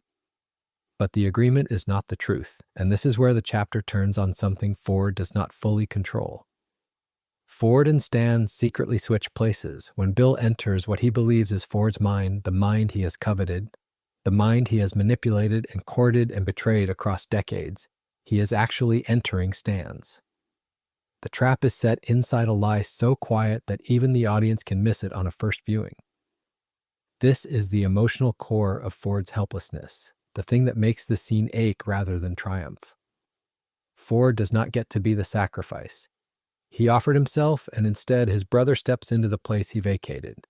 The man who was ready to give up his own genius is spared, and the man with, in his own estimation, nothing to lose takes his place. Watch what Stan does once Bill is inside. He does not hide, and he does not play the long game or wait for an opening. He reveals the trick to Bill directly, telling him he is getting erased by the memory gun. There is a strange generosity in the way Stan tells his enemy exactly what is about to happen to him. It is not gloating, or not only gloating. It is a man who has finally found the one thing he is uniquely equipped to do, and who wants his enemy to understand the shape of it before it lands. Bill, of course, cannot quite believe it. He warns Stan that erasing him will destroy Stan's own mind too, as though this were a threat, as though the possibility of self-erasure had not already occurred to a man who volunteered for exactly this. And Stan's answer is one of the most devastatingly casual lines in the entire series. He replies that it is not like he was using this space for much anyway. Consider the weight buried inside that shrug. This is a man dismissing the whole contents of his own head, the sum of his memories, his family, his summer, the recovered relationship with the brother he crossed dimensions to bring home. He calls it unused space, treating his interior life as an empty room cheap to demolish. It is played almost as a joke, and it lands as a joke, and then a half second later it becomes unbearable because you realize he means it. He has spent so long believing himself to be the lesser twin, the disappointment, the one whose mind was never worth much, that when the moment comes to erase it, he does so with the ease of a man clearing out a garage. Now hold Ford in the frame while this happens. Ford is present for all of it. Ford, who understands better than anyone what a mind is worth, who has spent his life treating his own intelligence as his most precious possession, has to stand there and listen to his brother describe his mind as worthless and then watch him mean it. And Ford cannot argue. There is no time to argue. The trick only works because Bill is already inside, and the window is closing, and any hesitation gives Bill the chance to escape. So Ford's brilliance in this moment is useless. All the knowledge in the world cannot undo what is unfolding. He can only witness. Bill, sensing the end, does what cornered things do. He tries to bargain his way out of Stan's mind. He offers money, fame, riches, infinite power, a galaxy of Stan's own. Listen to that list, and notice how perfectly it misreads the man it is aimed at. Bill offers Stan everything a con artist is supposed to want, everything Stan spent decades chasing in his worst years, the wealth and the recognition and the escape from being nobody. It is the exact bribe that would have worked on a younger Stan, the Stan who ran scams and dodged debts and wanted nothing more than to matter. And it means nothing now, because the thing Stan wants, Bill has already taken from him, and cannot give back with any amount of infinite power. That is what Stan tells him. Before the memory gun is fired, Stan says that Bill messed with his family. 4 words carrying the whole meaning of the scene. Family, the one currency Stan came to value only after he had nearly lost the chance to have it. Everything Bill offers is external, and everything Stan cares about is the 2 children upstairs and the brother standing beside the gun. Bill offered a galaxy to a man who would trade every star in it to keep Dipper and Mabel safe. And then comes the detail that turns Ford's helplessness into something closer to complicity, into a grief he will carry rather than merely witness. Ford is the one who physically fires the memory gun. It is his hand. Ford pulls the trigger that erases his brother's mind and takes Bill down with it. Sit with the cruelty of that arrangement. Ford offered himself, and instead he is made the instrument of his brother's erasure. He does not get the mercy of being the one who is emptied. He gets the far heavier thing, which is to be the one who does the emptying. To look at Stan and fire and know exactly what he is destroying because he, of all people, understands what a mind is. Ford has to choose, in the space of a breath, between his brother's memory and the whole world, and he chooses the world, and he has to live inside that choice afterward. Inside the mindscape, the erasure takes hold, and Stan's mindscape self punches the weakened Bill, shattering him and ending Weirdmageddon. There is a rough justice in the fact that Bill, a being of pure mind and manipulation, is finished not by an equation or a spell, but by a fist. The demon who trafficked in deals and knowledge and cosmic leverage is undone by the least sophisticated weapon imaginable, a punch thrown by a man who was never the clever twin and never needed to be. And it works precisely because Bill is weakened, because he is trapped in the collapsing space of a mind that is being wiped away around him. Stan turns his own erasure into the trap that holds his enemy still long enough to strike. He makes the destruction of himself into the mechanism of victory. But victory in this show is never clean, and the cost lands immediately. After the sacrifice, Stan has no memory of his family. He does not know Dipper. He does not know Mabel. And most painfully given everything that came before, he does not know Ford. The brother Stan spent 30 years, and the whole of his adult life trying to bring back from another dimension, the reunion he wrecked and rebuilt and finally earned, is gone from him in the instant he saves it. Ford is standing there whole, restored, free of Bill, and his brother looks at him without recognition. The helplessness that ran through the whole scene does not end when Bill shatters. It simply changes shape. Ford saved his brother's body and lost his brother's mind, and there is nothing his intelligence can do about that either. What eventually reaches Stan is not clever at all, which feels right for a story that just watched a genius fail to save anyone with genius. Stan's memories are later triggered back by Mabel showing him her scrapbook of their summer together. A book of photographs and glue and childish handwriting. The most sentimental object imaginable, assembled by a 13-year-old, succeeds where every sophisticated tool has been exhausted. The summer that Stan called unused space turns out to have been the very thing worth preserving, and it comes back to him through the eyes of the child who thought to keep it. There is a quiet argument buried in that reversal, an answer to Stan's own dismissal of his mind. He said the space was empty. The scrapbook proves it was full. This is the climax of a story that had been building toward exactly this inversion for 2 seasons, and it was assembled by a large and careful group of people. The episode, titled Weirdmageddon 3, Take Back the Falls, was written by Alex Hirsch, Shion Takeuchi, Mark Rizzo, Josh Weinstein, and Jeff Rowe, and directed by Steven Sandoval. It premiered on Disney XD on February the 15th, 2016, and drew about 2.5 million viewers in the United States, making it the highest-rated telecast on the network at that time. Those numbers are worth pausing on, only because they measure how many people chose to be present for this particular sacrifice. How many watched a cartoon aimed at children ask a man to erase himself for his family and mean it? And there is one more fact that gives the whole scene a private symmetry most viewers never think about while it is happening.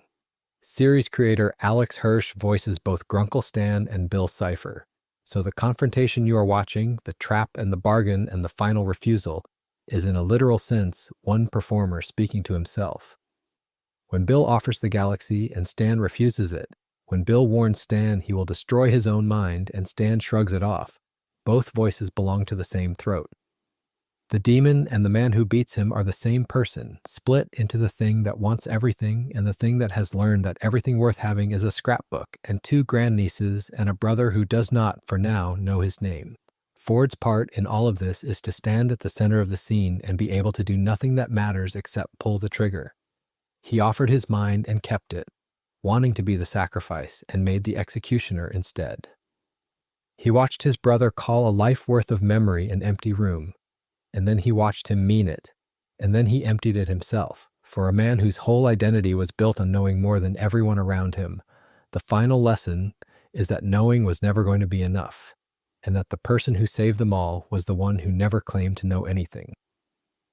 By the time the finale reaches its climax, the trap has already been laid, though the audience does not fully understand it yet.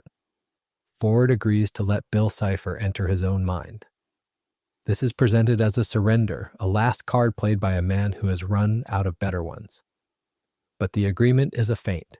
Before Bill crosses over, Ford and Stan secretly switch places so that the demon, believing he is walking into the mind of the genius who has resisted him for decades, walks instead into the mind of the brother nobody in the story has ever treated as the clever one. Think about what that inversion is doing. The entire plan depends on Bill underestimating Stan exactly the way the world has always underestimated Stan. The mechanism that makes the switch possible is almost absurdly physical, and that is part of why it works so well. Ford carries a metal plate in his skull, and that plate shields his mind from the memory-erasing gun. His head, quite literally, cannot be wiped clean. Stan has no such protection. So the two minds are not interchangeable at all. One is armored and one is open, and the plan requires the open one. There is a bitter symmetry in this because for most of their lives, Ford has been the protected one and Stan the exposed one, the brother who took the hits. And here that lifelong arrangement becomes the very tool that saves them. The vulnerability that has always defined Stan is the thing the plan cannot do without. With Bill sealed inside Stan's mind, Ford fires the gun. The weapon does two things at once, and it is important to hold both of them in view because the show does not let you choose between them. It weakens and destroys Bill's Cipher, and it wipes out every memory Stan has. There is no version of this that costs only the enemy. The same shot that ends the being who has haunted Gravity Falls for longer than anyone can count also empties out the man who fired the plan into motion. Victory and loss arrive in the same instant, carried by the same pull of the same trigger. Inside the mindscape, the destruction is rendered as something closer to a collapse than a battle. Stan's mental world burns away under the gun's effect, and as it burns, Bill's form begins to destabilize. He glitches. The clean, confident geometry of him starts to break apart, and in that breaking, he is finally reachable. Stan's mental projection punches him, and the punch shatters him. Consider the choice the episode makes here. It could have ended Bill with a device, a beam, a clever loophole spoken aloud. Instead, the final blow is a fist, thrown by the brother whose whole identity has been built around being the muscle rather than the mind. Ford's intellect built the trap, but Stan's hand closes it. The two of them together are what defeats the thing neither could beat alone. And the animation lets Stan land the last hit inside a world that is dissolving around him even as he swings. Then the noise stops, and what is left is a man who does not know anyone. The memory-wiped Stan looks at his twin brother and does not recognize him. He looks at Mabel and Dipper and does not recognize them. He looks at the Mystery Shack, the building he has run and defended and lied to protect for 30 years, and it means nothing to him. This is the strange, quiet horror underneath the triumph. The villain is gone, and the cost of his going is standing right there in the room, blinking, polite, and blank. Everything the summer built, every bond and every grudge and every secret has been paid out to buy the ending. A story about family has for a moment produced a man with no family because he cannot find them inside himself anymore. What restores him is not a machine and not a spell. Mabel reads him her scrapbook. She has spent the summer collecting photographs and small mementos, the ordinary debris of ordinary days, and she reads them to him one at a time, and the memories come back gradually. This is the emotional center of the whole finale, and it is worth sitting with how modest the method is. There is no reversal device and no clever inversion of the memory gun. There is a child and a book of pictures and the patience to go through them. The show has spent 2 seasons treating Mabel's scrapbooking, her glitter, and her keepsakes as comic clutter, the frivolous counterweight to Dipper's serious investigations. Here, that clutter turns out to be the only thing in the world that can rebuild a person. What Mabel saved was not junk, it was Stan. And notice what kind of restoration this is. It does not undo the sacrifice so much as honor it. The memories return because someone loved him enough to write them down while they were happening, to think the small moments were worth keeping before there was any reason to believe they would ever be needed. The rescue was assembled in advance, unknowingly, out of pure affection. That is a gentler idea than most finales are willing to rest on, and this one rests its whole weight there. None of this arrives out of nowhere, which is part of why it lands rather than cheats. The possibility of recovering erased memories was planted long before, in the episode named for the Blind Eye Society. There, the show introduced Old Man McGucket, who had built a memory-erasing invention and used it so many times on himself that he became immune to it. and who therefore retained fragments of a past he had tried to forget, including the buried truth that he had once been the author's assistant. The mechanics are different, but the principle is the same. Erasure in this world is not final. Something can survive it, or something can bring it back, whether that something is a body grown resistant through repetition or a girl with a book of photographs. The finale is cashing a check the series wrote many episodes earlier, which is why the restoration feels earned instead of convenient. The epilogue lets the story exhale. Stan decides not to close the Mystery Shack, the thing he might reasonably have done now that the danger is over and the summer is ending. And instead, he transfers its ownership to Seuss. Think about what that gesture means for this particular man. The shack has been Stan's life, his hustle, his cover, his home, the monument to every compromise he ever made to survive. Handing it to Seuss is Stan choosing to let go of the identity he built out of necessity and trusting someone else to carry the thing he could never quite put down. It is a small act of grace from a character the show spent most of its runtime letting us mistrust. And then the last image, which is the resolution of Ford's arc as much as Stan's. The two brothers set sail together on a boat named the Stan O'War II. The name matters because it points back to a childhood the twins shared before everything went wrong.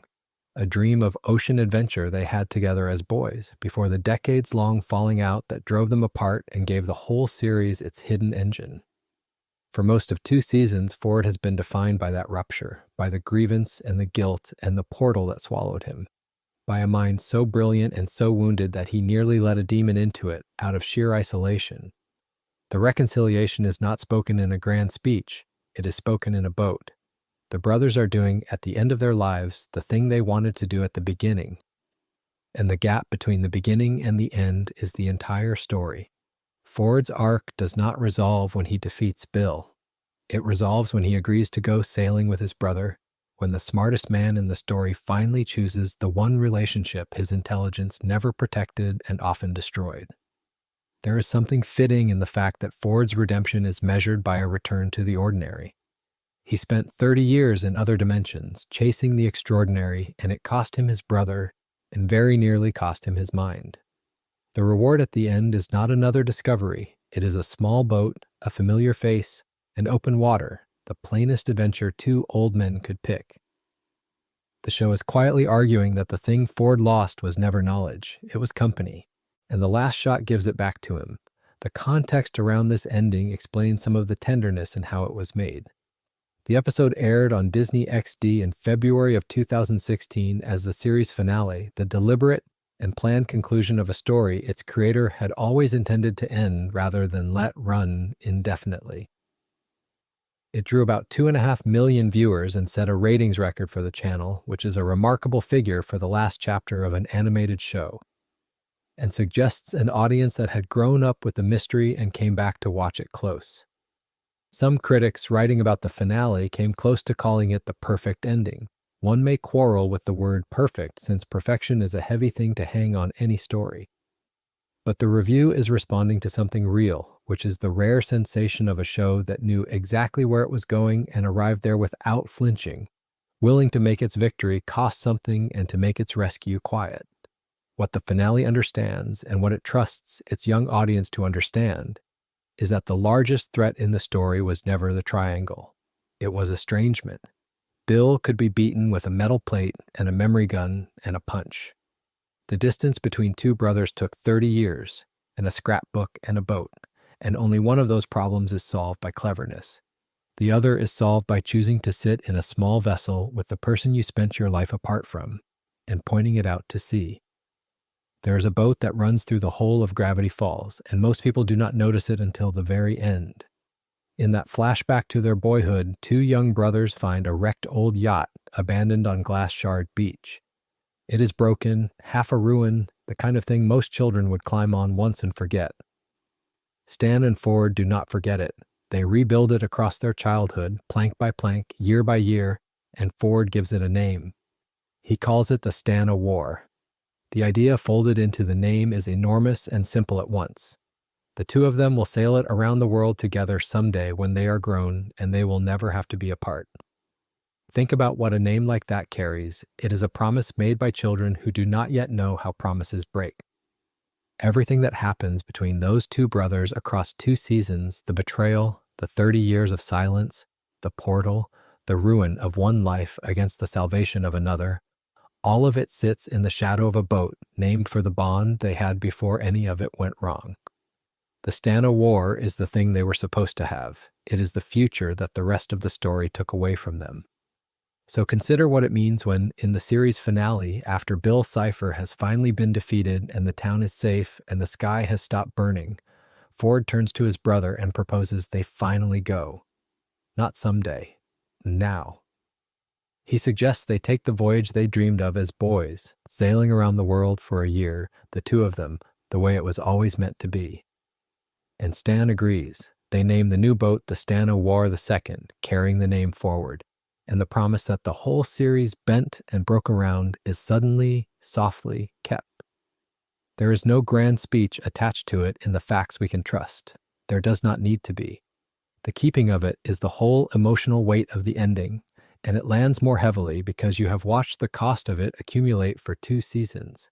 The finale does not stop at the brothers. In its closing stretch, it opens into a flash-forward montage, a series of glimpses at where everyone lands once the summer is over. Suze is shown running the Mystery Shack as its new owner and manager, no longer the handyman but the man in charge, and he is not alone in it. His girlfriend Melody is there beside him. The shack, which began as Stan's tourist trap and con, passes into gentler and more sincere hands. And out on the water, in the same montage, Stan and Ford are shown on their ocean voyage, the boat finally doing the one thing it was built across a childhood to do. 2 futures set side by side. The old generation sails away.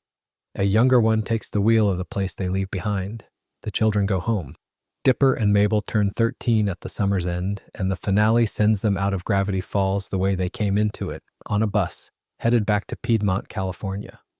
Their summer is over. Before they leave, Wendy swaps hats with Dipper, trading her hat for his, and she hands him an envelope with instructions to open it on the ride home. We are not told what the envelope contains, and the series is careful not to tell us either in the moment of parting. It is a small, private thing passed between 2 people, meant to be opened later, in motion, once the town is already behind him. There is a particular kindness in that design. Some goodbyes are not meant to be fully experienced at the moment they happen. They are meant to be carried a little way down the road and opened when you are alone. And then, after the story has closed and the credits have run, the show does one last thing. In a post-credits scene, the camera finds a statue in a forest. It is Bill Cipher's petrified physical form, the shape his body took at the instant of his defeat, and it sits partially buried in the ground among the trees. As we watch, its stone eye catches the light and glints. That glint is the finale's final gesture, a small refusal to let the door close all the way. Bill is defeated. Bill is stone. But stone is not nothing, and an eye that catches light is not entirely dead. The show ends on the faint suggestion that something is still there, waiting in the dark of a real-looking wood. Now step out of the fiction for a moment, because what happened around this ending in the real world is nearly as strange as the ending itself. The hour-long finale reached Disney XD on the 15th of February 2016. By the measure Nielsen calls Live +3, it drew roughly 2.9 million viewers, and that number made it the most watched telecast in the history of Disney XD up to that point. A show that had spent 2 seasons quietly building a cult of obsessive viewers turned, at its ending, into the largest thing the network had ever broadcast. The audience that had learned to pause frames and decode ciphers had grown into something a ratings chart could see. That decoding audience is why the post-credit statue did not stay fictional for long.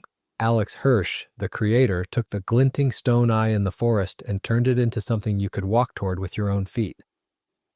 That same year, he launched what he called the Cipher Hunt, a real-world international scavenger hunt that ran from the 20th of July to the 2nd of August. It spanned 3 countries, reaching across Russia, Japan, and the United States, and it was built around a single premise. The Bill Cipher statue teased in the finale was real, physically real, and it was hidden somewhere, and the fans could find it if they solved their way to it. The fiction had ended with a buried statue in a wood. The creator answered by burying an actual statue in an actual wood, and daring his audience to dig it up. They did. On the 2nd of August, in a forest near Reedsport, Oregon, fans reached the end of the hunt and unearthed the statue from the ground. Buried with it was a treasure chest, and inside the chest was a signed copy of Journal 3, the in-universe book that had anchored so much of the series, along with other props from the world of the show. It is difficult to think of a cleaner closing of the loop between a story and the people who loved it. A show about a journal buried in the woods, about secrets waiting in the ground to be found by someone patient enough to decode them, ended with its own fans literally digging a journal out of the woods. The statue did not go back into hiding after that. It is now permanently displayed at a roadside attraction called Confusion Hill in Piercy, California, where anyone can go and stand in front of the petrified body of Bill Cipher. Hirsch himself has been careful and honest about what the ending is and what it is not. In an interview with the Mary Sue in April of 2023, he said plainly that he had left some threads of the finale unresolved on purpose. He has described it as something like a window back into that world, one he could choose to step through again someday. That is a revealing way to describe an ending. He does not call the loose threads mistakes, and he does not call them promises. He calls them a window, something you can look through, something you could climb back in through if you decided to, and something you are also free to simply leave closed. The glinting eye in the forest is exactly that window, given form. It commits to nothing and forecloses nothing. There is a lighter admission tucked into the record too, and it says something quiet about the man behind the brothers on the boat. In an interview around that time, Hirsch reportedly joked that his own long break after finishing the show felt something like Grunkle Stan setting off on his worldwide boat tour with Ford, time away from the shack that he needed. It is a joke, but it is the kind of joke that only works because it is partly true. He had built the shack in every sense. He had run it for years. And when the story was done, he did what he had written his own characters doing. He sailed away from it for a while. The voyage in the finale belonged in some quiet way to him as much as to Stan and Ford.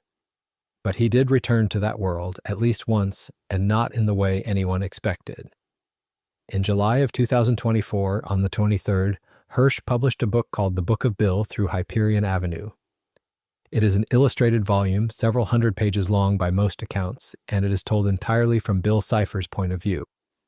This is the demon narrating his own story in his own voice. The book reached the top of the New York Times bestseller list, the #1 position, which is a remarkable fate for a book narrated by a one-eyed triangle. And its frame is telling. It opens not with Bill, but with a written warning from Ford, addressed to the reader, telling them plainly not to believe anything Bill says in the pages that follow. Ford stands guard at the door of Bill's own book. The last word before the demon speaks belongs to the man the demon nearly destroyed.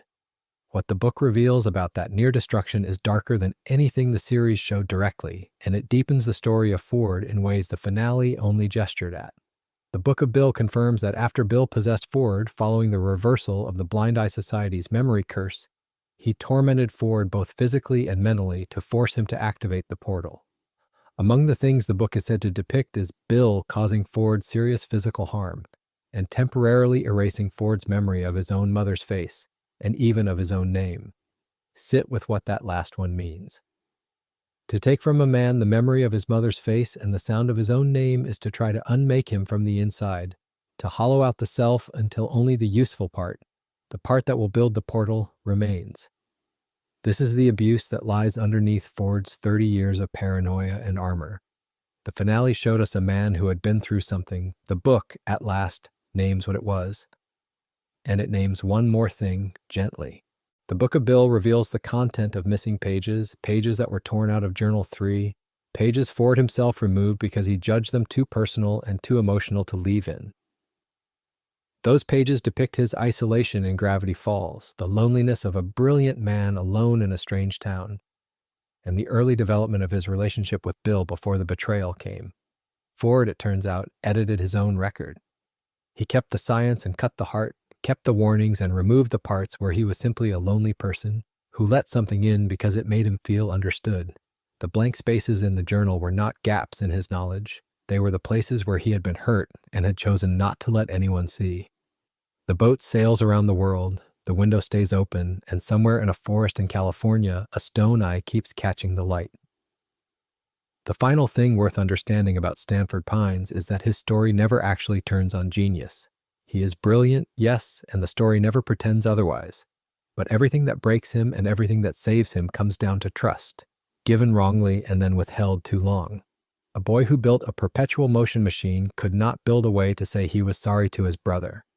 A man who could open a door between worlds could not open the one between himself and the people who loved him.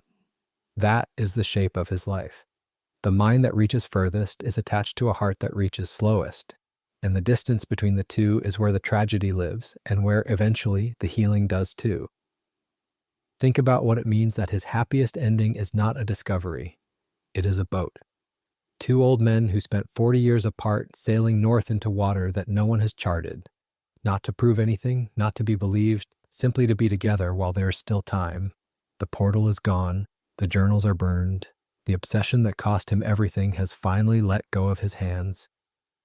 What remains is the thing he traded away first and found again last, and he holds on to it now the way a man holds on to something he almost did not get back. He is out there still in the cold and the salt and the quiet, watching the horizon beside the only person who ever truly knew him. If you enjoyed this video essay, make sure to subscribe. Thanks for watching, and I will see you in the next.